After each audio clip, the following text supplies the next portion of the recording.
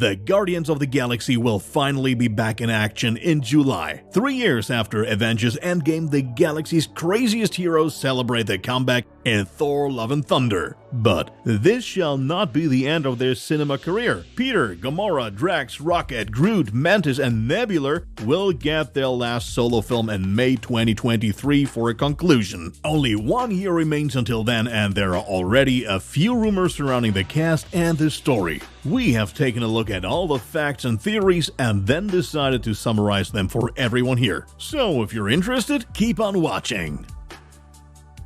As you can probably guess, the movie will take place after Endgame. Following the victory over Thanos, Thor joins the Asgardians and seems to take over the leadership of the team. Whether the flick will play at the same time as Thor: Love and Thunder or after it has yet to be revealed, but for us, there are two realistic scenarios. In the first, the Guardians play only a minor role in the grand Thor finale and must already devote themselves to more important missions in the galaxy during the film. In the second option, the Guardians movie only begins after the Thor storyline and they find alongside the God of Thunder until the end. Of course, it will be exciting to see where the Guardians stand story-wise towards the end of Thor 4. There have already been a few announcements regarding the cast and which characters will appear in the new movie. They're not only old familiar faces, but also a few newcomers. For the time being, not much will change among the Guardians. Chris Pratt will return to his role as Star-Lord, and Dave Bautista is set to play Drax for one last time. Karen Gillan, Pom Clemency, Vin Diesel, and Bradley Cooper are also back as Nebula, Mantis, Groot, and Rocket. It will be especially thrilling around Gamora, played by Zoe Saldana. After all, the Gamora from the main dimension died, and the one who was brought from the past neither knows the Guardians nor has she developed a relationship with Peter. It has also been confirmed that the Ravagers are coming back. At the end of the last part, they bid Yondu Udonda a dignified farewell after his heroic death. For this, Sean Gunn will slip back into the role of Kraglin. Who knows, he might be in charge of his own ship by now. Who definitely has his own crew though is Sylvester Stallone as Stakar Ogord, known in the comics as Starhawk. We were already able to see him in Volume 2. It was him after all who granted Yondu absolution after his death and to be buried with full honors in space. So far, it has not been confirmed whether there will be flashbacks of Yondu. In the currently confirmed cast list, at least, Michael Rooker is not to be found yet. In the post-credit scene of the last movie, the adversary of Volume 3 was also introduced. There, the High Priestess Ayesha could be seen breeding a new evolved sovereign named Adam. This Adam is none other than Adam Warlock. In the comics, he was created by a group of researchers who wanted to make the perfect being. In the film, the role of Adam will be played by Will Poulter. It is likewise confirmed that Elizabeth Debicki will once again slip into the role of the High Priestess Ayesha.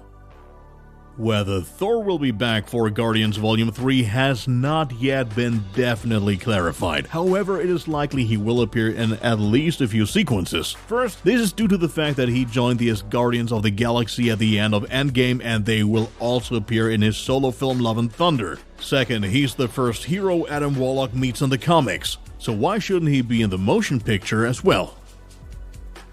It was certainly not easy to get to the start of filming for the third part of this series. Although director James Gunn confirmed back in March 2017 that there would be a third part, the mastermind behind the Guardians first had to pack his bags after an almost 10-year-old tweet of his was made public in which he made fun of sexual assault. Since this could not be reconciled with the strict guidelines of Disney, they felt compelled to dismiss Gunn. Only after more or less the entire star ensemble of the Guardians had publicly stood up for their director did they bring Gunn back to the project in March 2019. This allowed production to restart with a considerable delay. The year 2020 was originally planned as the shooting start, but of course they didn't know beforehand that everything would turn out differently that year. Thus, Guardians of the Galaxy Volume 3 had to be added to the long list of postponements. In addition, Chris Hemsworth also expressed interest in shooting a fourth solo film around his character of Thor. This production was then promptly given more attention. Filming on the Guardians movie finally began at the end of 2021, and provided everything runs smoothly, the premiere will take place on May 5th, 2023. Unfortunately, not much is known about the plot so far. Gunn himself said in a podcast that the third and last part of the Guardians will probably be the most somber. He also implied that not everyone in the group will survive the final battle. Apart from that, there are already one or two theories about this story which we shall explore here. However, we would like to emphasize once again that these are pure theories and not confirmed facts. It is safe to say that the Guardians will look for Gamora as she disappeared after the final battle against Thanos. She will probably first need to find her own place in what is now a completely new universe for her. She could start her journey on her home planet Zenwoberi. Thanos killed half the population, but there are also many indications that Gamora is the last of her kind. From this point, one could also easily form a connection to the Ravagers. Gamora could join them in return to see more of the galaxy and, well, to pursue her extraordinary talents in killing. There she could then meet Kraglin and Starhawk. These will surely cross the Guardians' path sooner or later.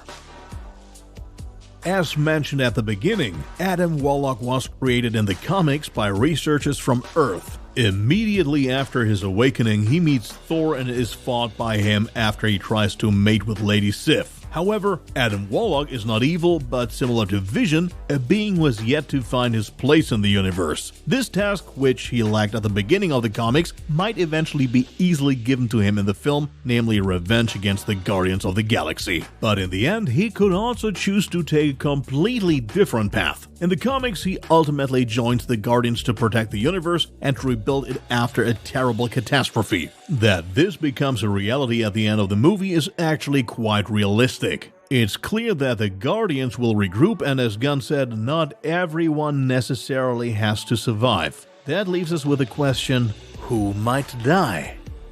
The most likely scenario for us is the death of Drax. The actor has recently fallen out with Disney and has long announced that this will be his final Marvel film.